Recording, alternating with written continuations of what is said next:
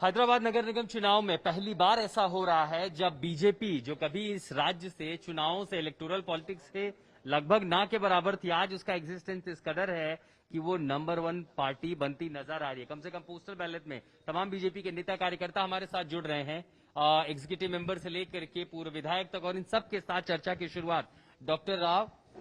Mister Rao, सबसे पहला सवाल आपसे ही, ऐसा क्या हुआ कि इस शहर में जहां पर गुलाबी झंडा चलता था वहां कम से कम पोस्टल बैलेट में जो दिख रहा है कि भगवा झंडा लीड कर रहा है? देखिए, भगवा झंडा लीड करने का जो कारण था, यहाँ हरा झंडा के लिए केसीआर और ओवैसी मिलकर बहुत प्रयास किया। जब डेमोक्रेसी में तो आम जनता का ही तो मत होता है, ओवैसी का और केसीआर का तो मत नहीं चलता है ना, तो आम जनता का मत चलता है। जब वो हरा झंडा फहराने के लिए प्रयास किया बल्दिया के ऊपर, जब लोगों का लगा कि ये तो पॉसिबल ही नहीं है, ये तो निजाम नवाब का राज्य नहीं है, जब 2% मुस्लिम नहीं था उस समय, जहाँ यहाँ जबरदस्ती उर्दू भाषा को यहाँ आम जनता के ऊपर ऑफिशियल लैंग्वेज बनाया था निजाम नवाब ने। जब यहाँ 20% नहीं है, जबरदस्ती हरा झंडा को यहाँ इस्लामिक राष्ट्रवाद को जबरदस्ती हैदराबाद के ऊपर जो ट्राई कर रहे हैं, इसके खिलाफ आम जनता का खिलाफ था। इसीलिए यहाँ भगवा झंडा के लिए आम जनता भगवा झंडा पकड़ी है। हिंदू मुस्लिम पॉलिटिक्स चलेगी लोकल म्यूनिसिपल इलेक्शन में या स्थानीय मुद्दों पर चुनाव होगा? यहाँ पे जो राव साहब बताया था वो कारण भी है, उसके अलावा भी और सारे कारण हैं। यहाँ डेवलपमेंट का मुद्दा है। यहाँ 6 साल से बाप बेटे मिलके, यानी केसीआर और केटीआर मिलके यहाँ पे एक झूठा नैरेटिव एक जो लोगों के दिल में घुसाया था, उसको नष्ट करने के लिए एक कैंपेन बताइए जहां पर बीजेपी ने सीधे सीधे हमला गवर्नेंस को लेकर के लोकल मुद्दों पर किया हो। हमारा नड्डा जी यहाँ आके पहले रैली में ये कहा कि जहाँ जहाँ करप्शन बढ़ेगा इस देश में वहाँ अंत तक हम जाएंगे, और डायनेस्टी पॉलिटिक्स के बारे में भी नड्डा जी कहा। ये 2 मेजर मुद्दा है इस जीएचएमसी इलेक्शंस में जो कैंपेन बीजेपी ने किया, development, corruption and dynasty politics. इस 3 मुद्दों में हैदराबाद के जनता हमारे साथ है। रेड्डी साहब, बीजेपी कहती, प्रधानमंत्री ने कहा कि लोकल को वोकल होना पड़ेगा, लोकल चुनाव में भी इतना वोकल होना पड़ेगा बीजेपी को? जरूर, हर गली में, गली से लेकर दिल्ली तक हर जगह में बीजेपी रहेंगे। ये लोग भी टीआरएस वाले कहता है कि ये दिल्ली वालों को गली में क्या काम है। हाँ, उन्होंने बोला कि भाई गली का चुनाव है तो दिल्ली वाले क्यों आ रहे, तो गली वालों का चुनाव है। वही बता रहा हूँ, यहाँ से बोल रहा हूँ सीधा टीआरएस लोगों को, यहाँ बीजेपी पार्टी ये गली वाले नहीं है, ये पूरा देश का पार्टी है, ये जनता का पार्टी है। सो खाएं भी जाओ आप, भारतीय जनता पार्टी बाहर देश में खाएं पे हर गली में रहेगा, दिल्ली में रहेगा, खाएं भी जाओ आप रहेंगे। आपके जैसा हमारा ये गली पार्टी नहीं है। दिल्ली नेता आता है, गली नेता आता है, गली नेता से दिल्ली पहुंचता है, दिल्ली नेता गली में आके प्रचार करते हैं। जिस स्केल पर आपने कैंपेन किया, जितना हाई डेसिबल, जितना शोर हम सुन सकते थे सब सुना, वो सब कुछ ट्रांसलेट वोटिंग में क्यों नहीं हुआ? वोटर क्यों नहीं निकल के आया?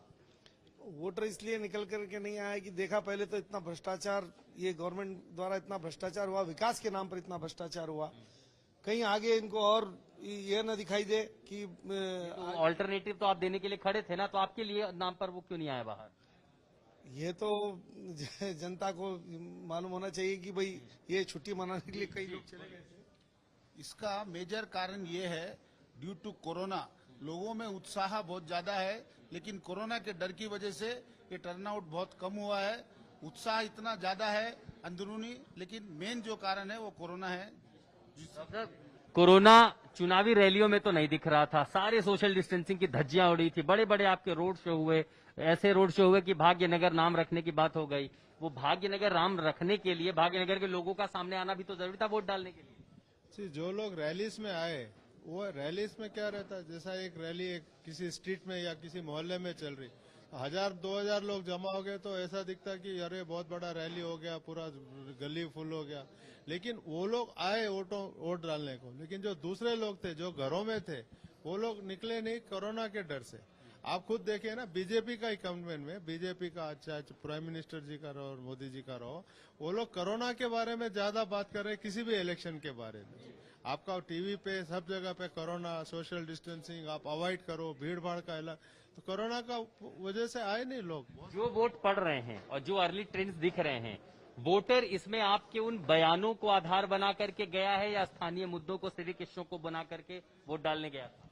स्थानीय मुद्दों का रोल है, लेकिन बेसिकली बयानों का ही रोल ज्यादा है इस बार जो भी। क्या इसीलिए साहब ये तैयारी थी कि लोकल मुद्दे से सेंट्रिक न हो करके हम इसमें राष्ट्रवाद और राष्ट्रीय चुनाव की परिभाषा को लाएं ताकि ये चुनाव बड़ा हो?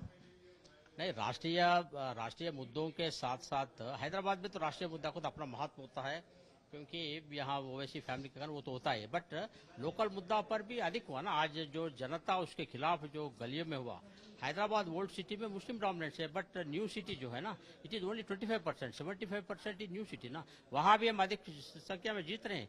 वहाँ तो लोकल मुद्दा है, तो मुद्दा है, और लीडरशिप मुद्दा है, करप्शन मुद्दा है, और फैमिली पॉलिटिक्स मुद्दा है। सिर्फ 2 फैमिलीज का ही राज्य चलेगा कितने साल? ये अब ओवैसी का राज्य के खिलाफ बीजेपी खड़ी हो पाएगी तेलंगाना में? जरूर। आप ये नतीजा होने के बाद आप देख सकते हैं कि 4 गुना हमारा वोट शेयर और सीट शेयर बढ़ाएंगे। ये अपन लड़ाई शुरू किया है। 40% वोट शेयर लेके रहेंगे हैदराबाद में।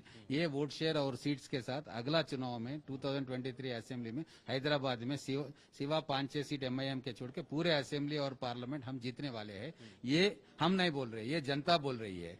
ये तो शायद ये है ब्लूप्रिंट बीजेपी का तेलंगाना में अपने विस्तार को लिया, और इसीलिए शायद इस सबसे छोटे लोकल इलेक्शन में बीजेपी इतनी वोकल होकर निकली है। फिलहाल चार मीनार के शहर हैदराबाद से संजय कुमार के साथ में आशुतोष मिश्रा।